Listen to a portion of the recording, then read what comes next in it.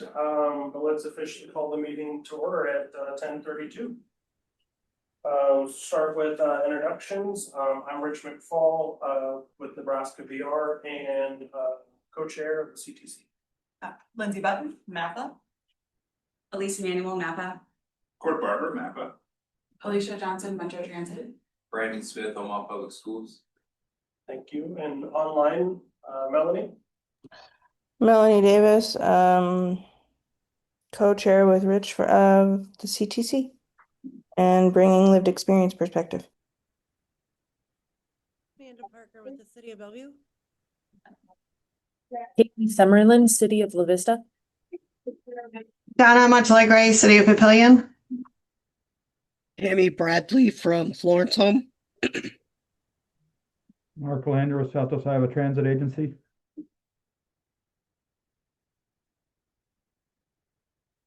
And it looks like we also have Carlos, who's trying to be sneaky. Carlos Morales from MAPA. All right, keep moving down the agenda. All right. I guess we can do it. So looking at the minutes from the October 15th meeting, if there's any edits, otherwise need a motion and a second. All motion. Thank you. I'll second. Thanks, Tammy. All right. Moving it Don't to. call you involved. What's that? You gotta have a vote. Oh. Oh, all right. See, it's been a few months. All those in favor? Say aye. Anyone opposed? Say no. Aye. Aye. All right.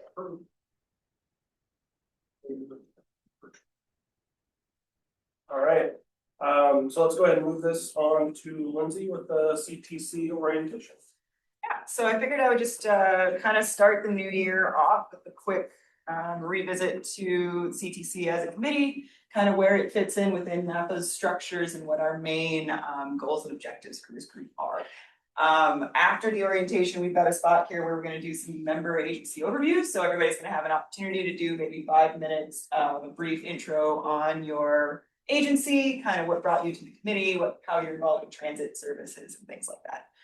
So this orientation piece is mostly just organizational to provide some background. So as you can see on this lovely chart here, MAPA has a lot of committees. So MAPA as an organization kind of encompasses several different counties. I should have put a map up, but I didn't think to. We're mostly concerned with Douglas County, Sarpy County, and the urbanized areas of Potawatomi County, which includes Council Bluffs and surrounds. MAPA serves several different roles as well that branch out north into Washington County, south into Mills County, and then on the Iowa side over into Harrison, Shelby, and Mills were there as well. We're governed by a council of officials, which is made up of elected representatives from each of the governmental units kind of within that 6-county MAPA, broader MAPA area. Underneath the council of officials, we have our board of directors, which kind of serves as the executive branch of the council officials. The board is responsible for setting policies and kind of overseeing MAPA agency activities. Underneath the board of directors, we have our main 2 kind of advisory groups. So on the left, you'll see it's really small font. I apologize for that. But we've got the Transportation Technical Advisory Committee, which is the main one that this group would be concerned with. And we internally, most of us refer to that group as TTAC. So if you hear TTAC, that's who we're talking about. This group reviews and makes recommendations related to transportation activities, specifically to the MAPA board. On the other side, on the right side, we've got the Regional Planning Advisory Committee. They're a bit more broader, encompassing a couple other areas outside of transportation, and have several of their own committees related to equity engagement, infrastructure, natural resources, and housing and development. So underneath TTAC, back on the transportation side, we have a few subcommittees, one of which is this group here. So this group being our Coordinated Transit Committee. And this subcommittee's primary purpose is to advise TTAC other committee members and associated stakeholders on coordination of public transit and paratransit services within the MAPA region. If you're wondering what that stick on the top right is, that's our RPA. That's kind of a rural planning affiliation that we work as on the Iowa side. Mark is probably a bit more familiar with that, working with SWITA. So the RPA is kind of a similar branch that runs parallel to the rest of MAPA's operations and kind of works more in rural Iowa. So Coordinated Transit Committee, as I discussed a little bit, primary duties are to provide that oversight and guidance. The main goals and work products being the Coordinated Transit Plan, which is a plan that is updated every 5 years. We're coming into our next one. We talked about that a bit at our meeting in December. We're going to be kind of starting that process this summer, and I believe the next one is due at the end of 27. So that's kind of the timeline for that.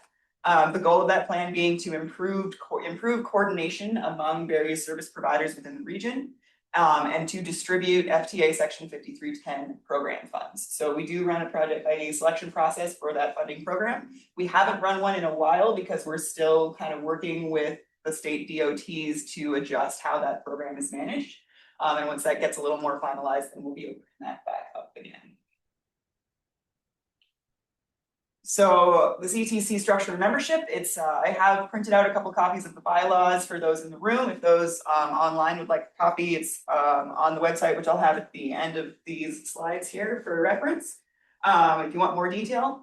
But CTC is a committee that's comprised of between 11 and 25 members. I believe right now we're right at the 11 cusp. So looking to expand with other interested parties. If anybody has any ideas or would like to reach out with nominations. Committee is comprised of various health and human service agencies, private, not-for-profit transit providers, and concerned citizens. So voting members are appointed and confirmed by the TTAC chair. So anyone we were to nominate to be a member of this committee, we would need to run through TTAC for approval. Ideally, we would want to do that on an annual basis. So because everyone is going to serve a 1-year term, and then once a year, that membership list will be validated again by TTAC. TTAC is governed by 2 co-chairs, which are also elected every year. So on that timeline, our next CTC election of co-chairs will be held at our meeting in April, given that we're running on a quarterly schedule now, to kind of align that with MAPA's fiscal year, which starts July 1. So we would run those elections in April, and then those positions would be effective from July 1, 2026 until June 30 of 2027. So if anyone is wanting to run for co-chair, start thinking about that, and we'll want that to be kind of put up in April. Here is a list of our current voting members. Our mailing list is up to about 75 people, I think, right now, but these are our primary voting members. I'm not going to read those out. Everybody should be able to take a look at that. There's also an attendance tracker that's listed in most of our meeting materials to kind of keep track of who our voting members are and what the attendance looks like over the last year. I will quickly remind everyone that we do have a requirement that you attend at least 3 meetings of the CTC in order to maintain voting status, which is going to get a little bit trickier now that we've switched to quarterly. So given that we only have 5 meetings, we're hoping that everyone's able to make at least 3 of those 5 meetings, or 4 meetings, sorry, 4 meetings, quarterly is 4. Brain is on today, I promise. So at least 3 of those 4 meetings in order to maintain voting status. Voting can be reinstated just by a simple vote of the committee. Yeah, so that's a quick overview. There's more info online at the website I've got listed there. If anybody has any questions, now would be your time to ask.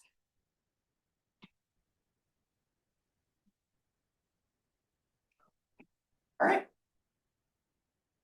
Well, with that, we'll move over.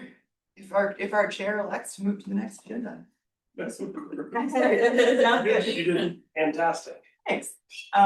So member agency overviews. So I sent a thing out last week, maybe a couple weeks ago, asking people to prep maybe a quick 5-minute thing on your agency. So for those of you who are super last minute like I am, I did put up some inspirational questions that you can consider using when you give your spiel.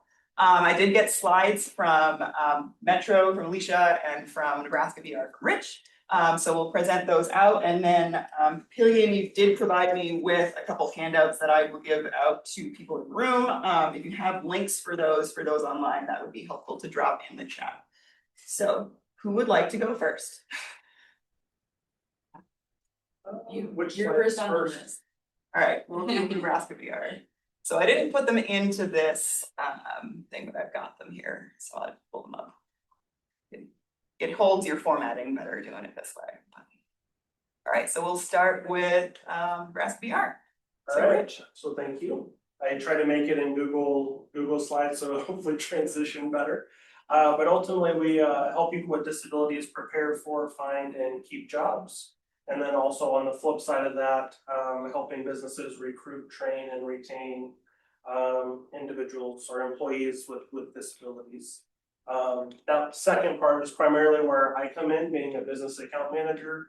I meet with the business aspect of things and kind of learn about those inner duties. As we know, not only from either job seekers perspective or an employer perspective, that transportation piece is huge. At some point, I may not necessarily be the perfect person to be at the meetings, but I know at least somebody from our agency would be a great voice to have here. And then if you flip the slide, we have 12 offices throughout the state.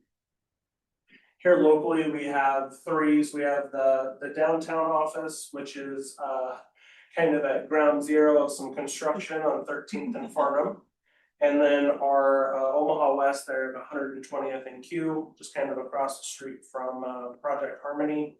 And then we do have a satellite office there at Fruit. So if anybody is interested in VR services, I would recommend to start calling the phone numbers there that are there, and then also on our website. So Awesome. I think that's it. Short, sweet. Yeah, thanks, Rich. Does anybody have any questions for Rich?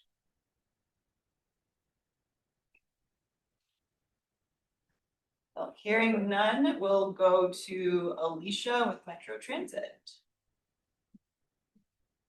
I was not able to put mine in Google Slides for Oh, fully at Microsoft. Yep. All right. So Metro Transit's mission is to connect people, places, and opportunities through quality transit services, through a variety of those services. So if you go to the next slide. Wanted to start with the governance of Metro, or Metro Transit. So we are a political subdivision of the state of Nebraska. Sometimes folks think that we are part of the city of Omaha. We are not. We do not receive any funding from the city of Omaha. So we are our own form of local government. We have an elected board of directors. We have 7 districts currently. So each board of director member represents 1 district. And we are going into our 2nd election year. We had to stagger them, so we just started this elected board of directors in 2024. And so half of the board will be rotating off or up for re-election. So if you live in the city of Omaha, you'll see that on your ballot this year. We do also receive direct federal funding. We are a direct federal funding recipient from the USDOT and the FTA, which is similar to MAPA. So that also kind of positions us differently than maybe some other transit agencies across the US. So we are kind of our own little bubble, but we do obviously work very closely with MAPA, with the city, with the state of Nebraska. We get pretty minimal funding from the state of Nebraska. Last year, I think we got about $200,000 for the entire year. So that pot of money is shrinking. But in terms of 5310 funding, we do not receive any 5310 funding. So my purpose here on the committee is to help provide that coordination and that kind of public transit piece, as we do have sole and exclusive jurisdiction over public transit in the city of Omaha. So we plan, build, and operate public transit in the city of Omaha. Currently, so for a long time, we were limited to the city of Omaha. When we converted to a regional authority, which I'll talk about in a second, we do have the ability to expand beyond the city limits should other municipalities want to join. So the services that we provide are the fixed route bus service, rapid transit, which is Orbit. We provide paratransit, known as Vogi, and then we did launch microtransit in August, currently known as MetroFlex. And we do provide contracted service to the city of Council Bluffs in Iowa, as well as to the cities of Bellevue, Ralston, La Vista, and Papillion. Those four are primarily through express services, so Monday through Friday, a couple of trips in the morning, a couple of trips in the afternoon. So this is our current network. This is available on our website at ometro.com. You can, if you're able to see, you can see that the network is kind of coordinated heavily in the east of 72nd and downtown, kind of reflecting the traditional development patterns of the city. But we have been able to expand further west as much as possible. And then those three zones for microtransit, the northwest and south zone, help us expand our reach even further. So we are guided in our service decisions by Metro Next, which is our strategic plan that goes through 2030. So we've allocated our budget and planned, possible service changes or amenity improvements throughout that time. So if we were to make changes, that would go through our CEO and our board of directors. So this is kind of our guiding document for the rest of this decade, essentially. So we have 5 goals. So address equity in our region, improve and expand connections, provide an excellent travel experience. I was talking earlier about how we want to update our bus stop signs to provide additional information. Our goal is to also have more on-time arrival information. Won't be possible at every bus stop, but at additional stops. Promote environmental stewardship, and then lead responsibly and collaboratively. So should any municipality outside of the city of Omaha wish to join the Regional Metropolitan Transit Authority, the first step would be that the municipality's governing body, so city council or whoever, would vote to join the RMTA. They would have to pass the vote by a supermajority. Then that comes to our board of directors, which would also have to be passed by a supermajority to approve them into the RMTA. And then that municipality becomes subject to the metro tax levy. We wouldn't be able to change the tax levy, so whatever tax levy is for the city of Omaha would be the same for the other municipality. And since we do have Iowa representation in this committee, I did note that currently only municipalities in the state of Nebraska are currently eligible to join because we do exist by state statute. So Iowa state law would have to change that. And that's it. Thanks, Alicia. So do we have any questions for Alicia?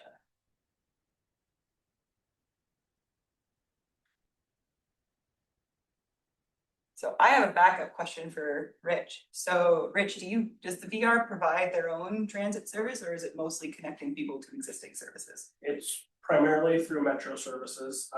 For individuals, when it's related to employment or visiting the office, we buy vouchers and whatnot through metro.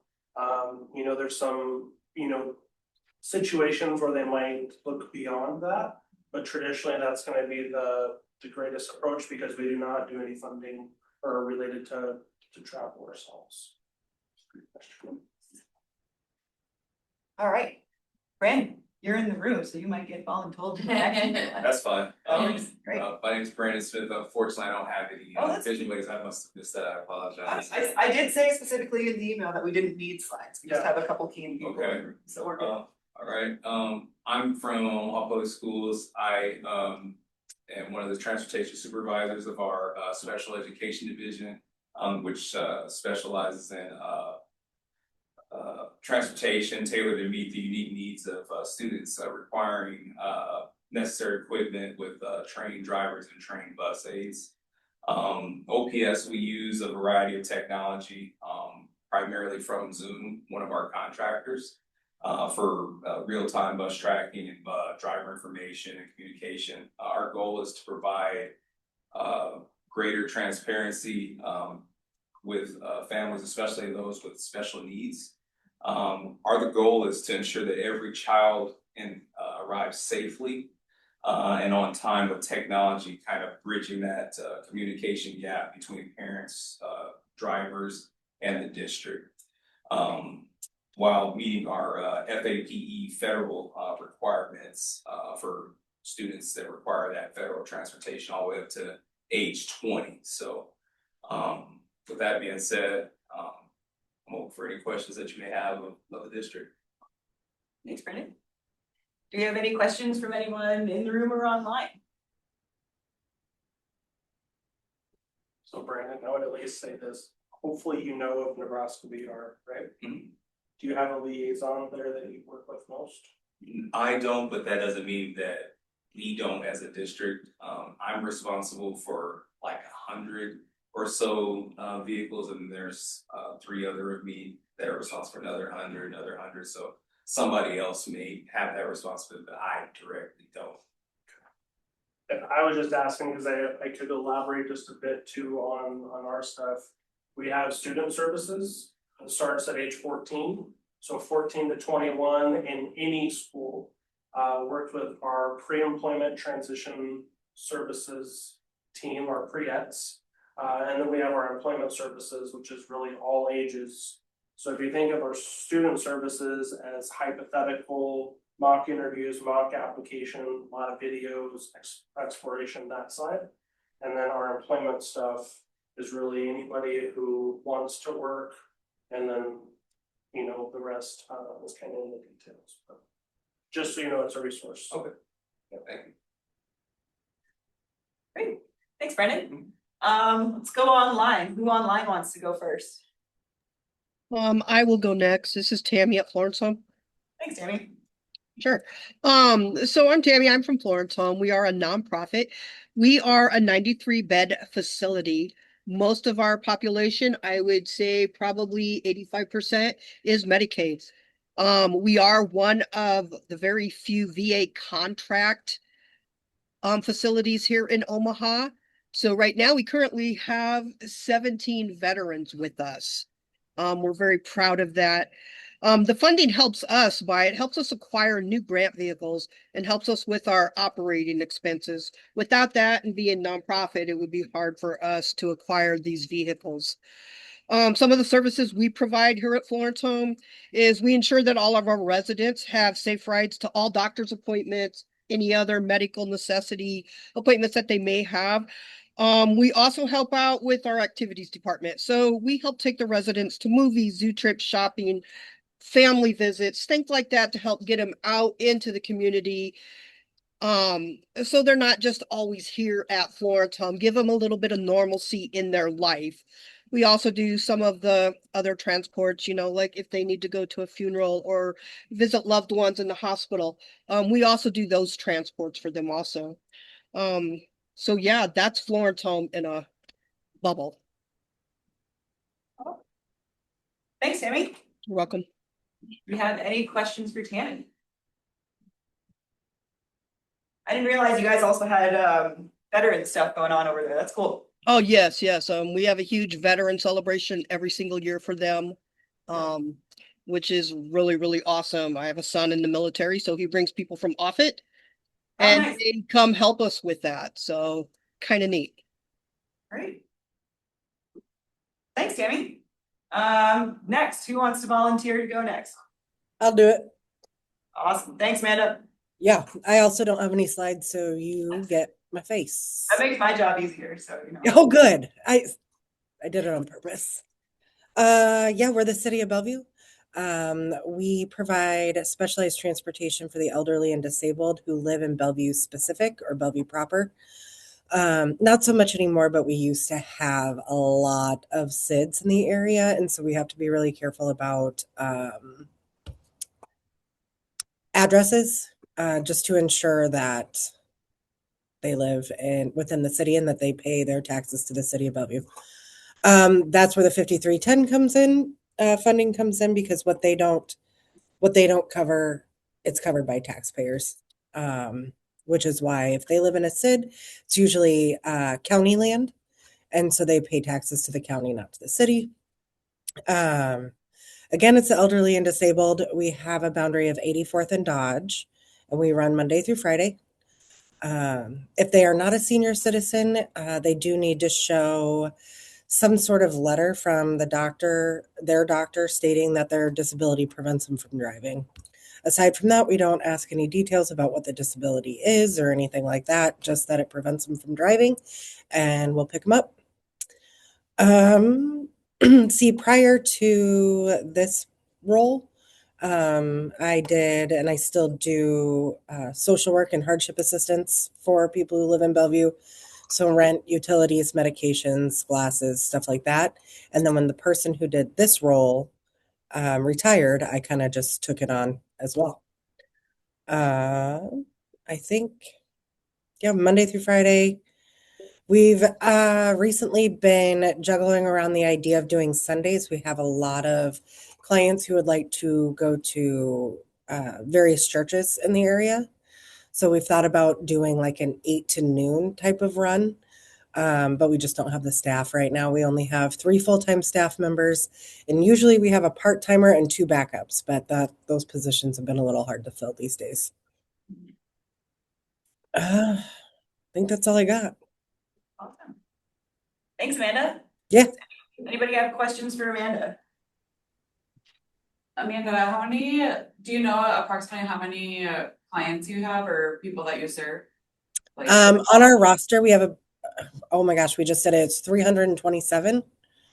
Not all of them, obviously, right? We do have people who ride, who have their like specific schedules that we know of. And I would say probably monthly, we do about 800 rides, give or take. thank you. Yeah.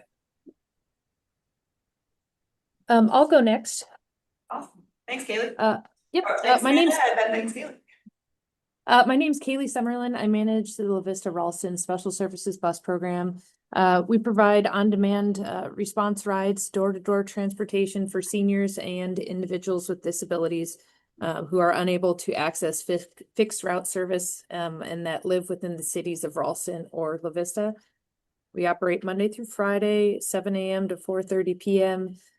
We do prioritize trips for medical appointments, employment, and then other essential needs as well. Closely monitoring scheduling, vehicle availability, and driver coverage so that we can maintain like a continuity of service, particularly for riders who depend on us as their primary transportation option. As demand for specialized transportation continues to grow with us, our ongoing efforts are focused on maintaining operational stability while also trying to remain as flexible as possible and responsive to our riders' needs.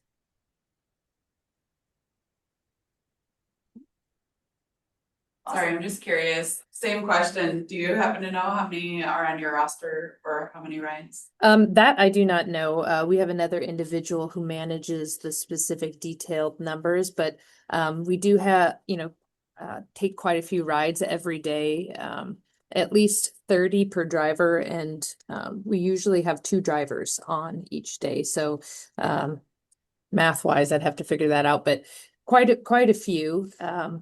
But again, we do take most of our riders are some of those standing riders who utilize our service daily. For example, going to work, medical appointments, that kind of thing. Thank you. You're welcome.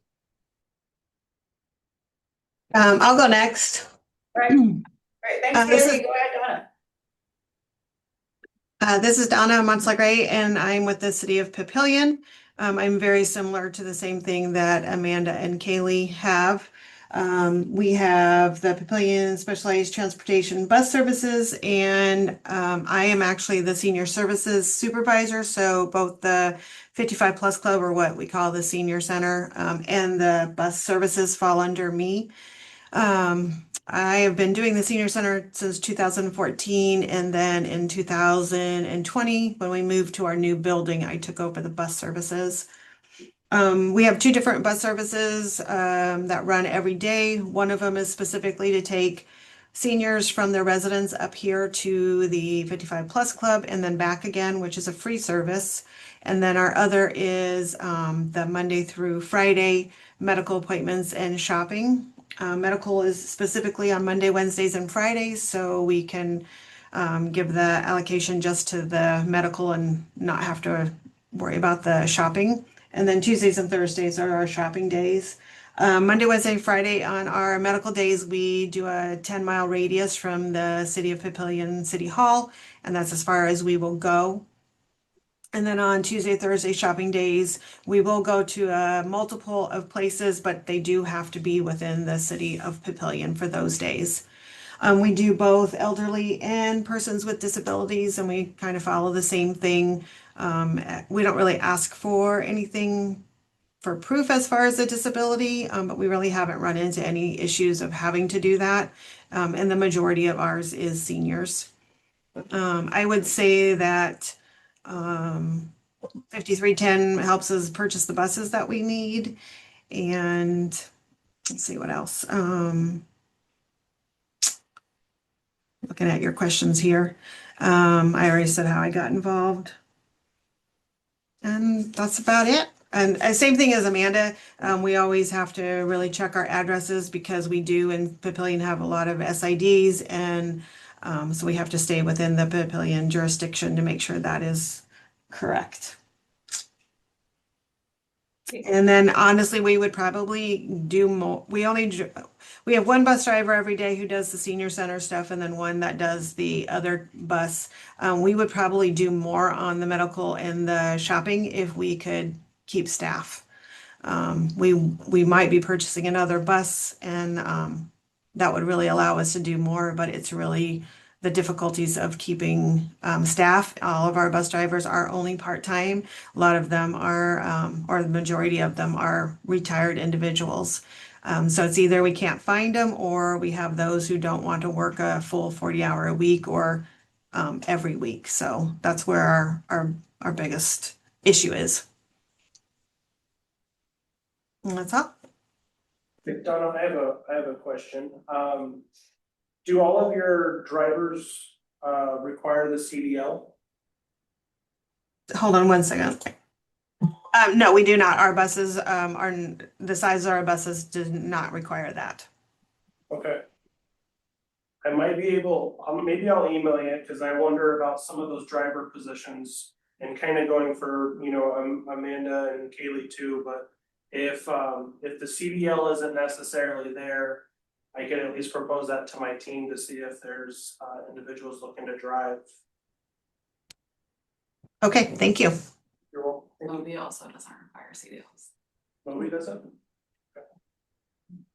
Donna, sorry, same question. I'm just trying to get an assessment of like, do you know how many people are on your roster? I would say again, it's between the 200 and 300 that we have logged, but I would say there's probably a good, I don't know, 50 to 75 that use it the most. They're on the bus a lot.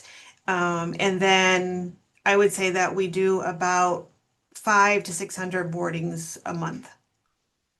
Okay, thank you.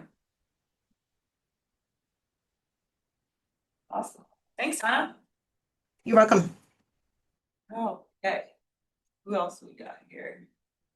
Got Mark and, oh, did we lose Melanie? No, she's there. Oh, she's there. All right, so Mark and Melanie, which one of you two would like to go?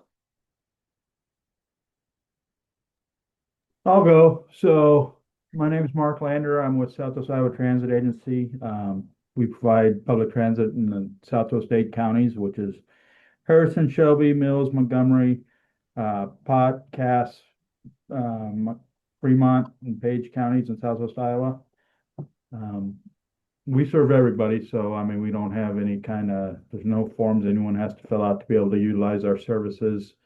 We use 5310 on a variety of stuff, basically for bus purchases, for some of our work routes.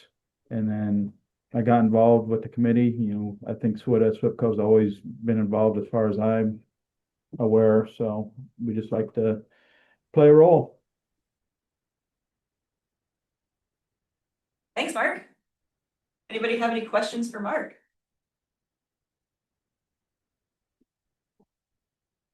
I know you guys run a lot of like after school transit programs during the summer and stuff as well, is that right? Yeah, we do a little bit of everything. So we do, in the summertime, we have a summer fun bus in all our taxi towns. So kids can ride anytime between 8 and 5 to wherever they want to go within city limits in those towns. It's $1 a ride, or they can get a summer pass for $40.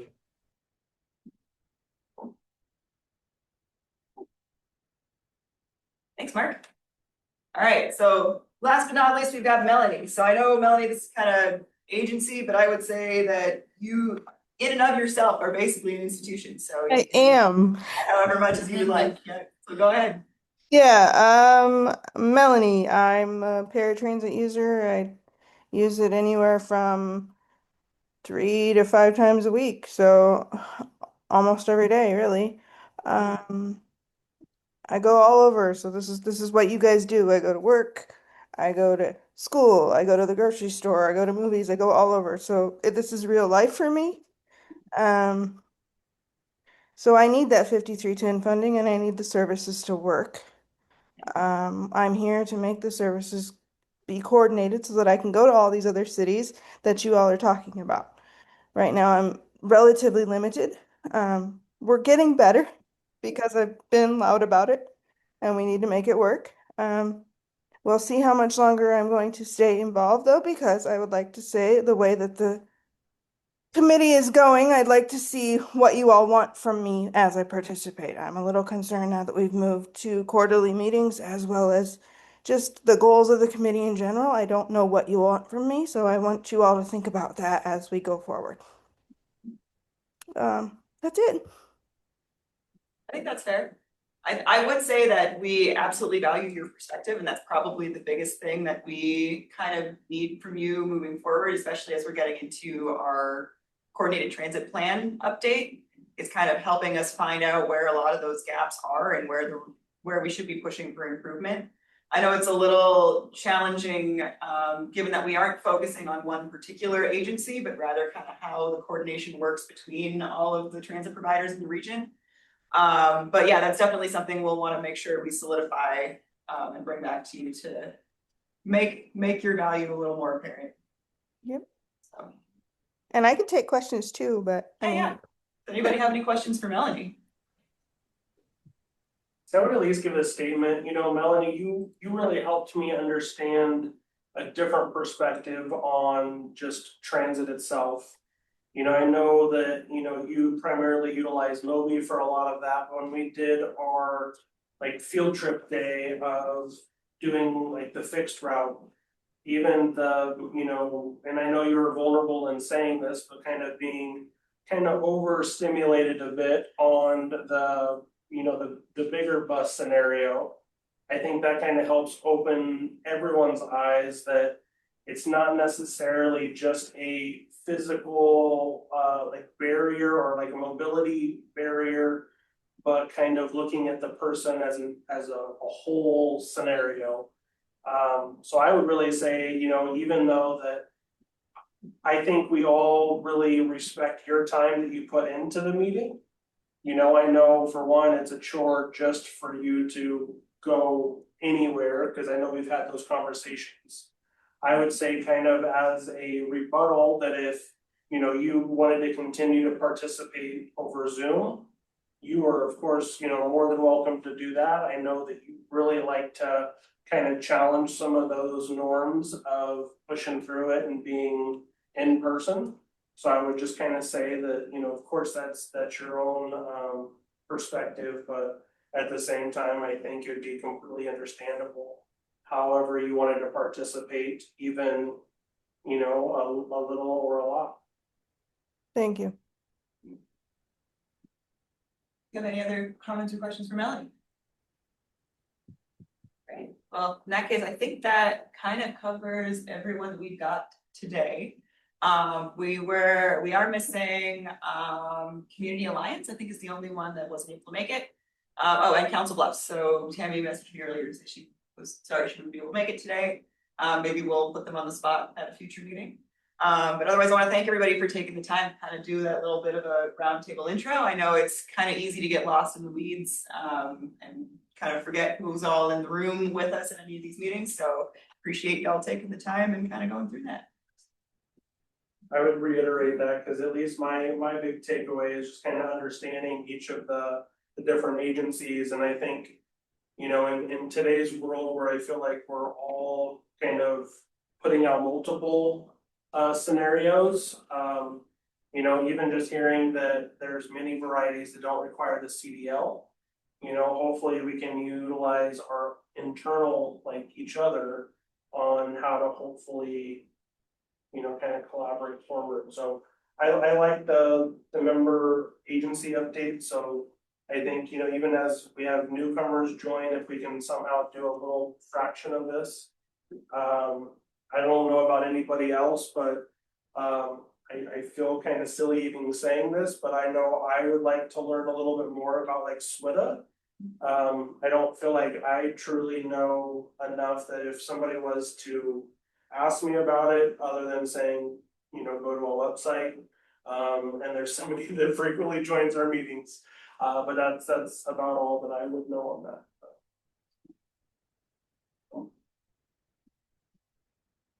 Awesome. Thanks, everybody. So we'll keep moving down the agenda. Melanie, do you have any updates for us on resolution 251? So I do. So this particular legislative resolution will expire here soon because the new session is starting. So I am in the process of drafting basically the same thing with a new number to try to get another senator to introduce it. I am hoping that my same senator will take it and go with a new one. I have some additional information that I'm going to include, in particular, some transportation services that are covered under the Medicaid waiver system. I've been doing some external research on how those systems work so that we can include it into the new draft that I'm working on. But for this purpose, that particular LR will be no longer. It did not get any kind of hearing, though we did a lot of pushing and there was a lot of interest in it. It just didn't get a full hearing. So we will draft a new one and see what happens this year. Thanks, Melanie. Any questions? All right. Next thing, additional business and public comment. So this, we don't keep these meetings open under Nebraska Open Meetings Act, but we still like to have a place in here for public comment if any members of the public do want to come and say their piece or make any public comment, to use the word in the description. I don't see any members of the public today, but I guess if anybody has any additional business they want to raise either in this item or under the member agency updates piece, that would be the time.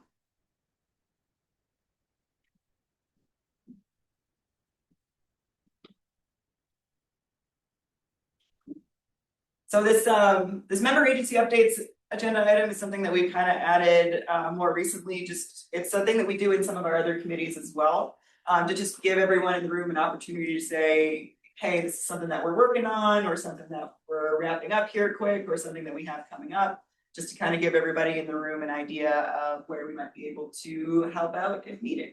So I'm going to open the floor then for any member agency updates that might be a little more specific than what we had in our overview. So I can share some numbers, since I asked everyone else about rosters and things. So this is Alicia with Metro Transit. So we report our paratransit numbers in our monthly board reports. If anybody's ever interested, we do operate differently because we're not the 5310 funding, so we have different regulations that we follow. We do not limit the MOBI eligibility based on residency, but people would have to get into the service area to use the service, but it's not limited to City of Omaha residents.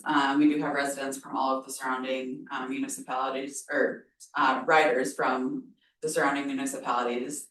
And we do have probably a more comprehensive application process than other folks because of the different regulations, but we processed 790 applications in 2025.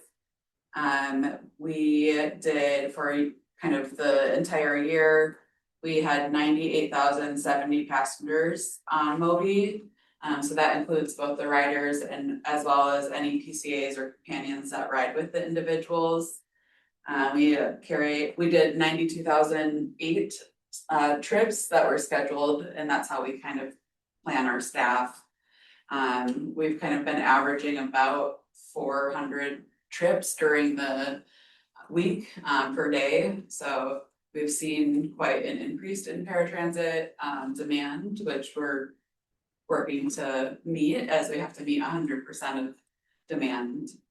So that's kind of the paratransit side. The other thing that I was going to mention is that we are going to be doing some public meetings in February for some proposed / planned service changes.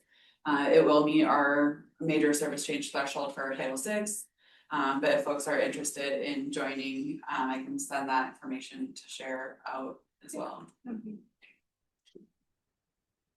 Of those 98,000 some passengers, how many of those are unique, do you know? I don't know. So we have about 2,000 total eligible riders. And in any given month, probably about 500 actively ride. Okay. Yeah. Good question. Also, thanks to other member agencies who gave feedback on our vehicle waiting policy. The board did approve that to be reduced to the 5-minute waiting period, which will also help with meeting increased demand for Moby. So that'll start March 1st. All right, so since everybody's talking numbers, I did have another paper. This is Rich from Nebraska VR. With being a state agency, we operate off of the state fiscal.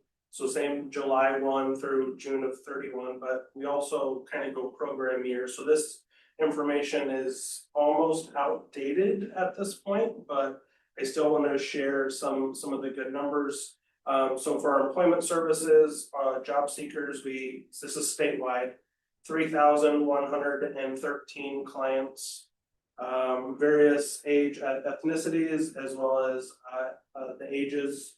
So like 14 to 20, it kind of breaks it down, but a good range. I think our number one age group is 21 to 30. But we also go age 65 and older too, so it's really all in that side. From the student services, 5,167 students that we assisted statewide.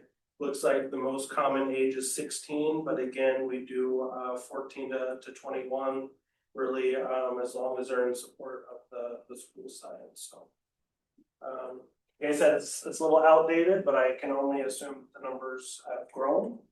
So when we do get our new report, I will definitely share that.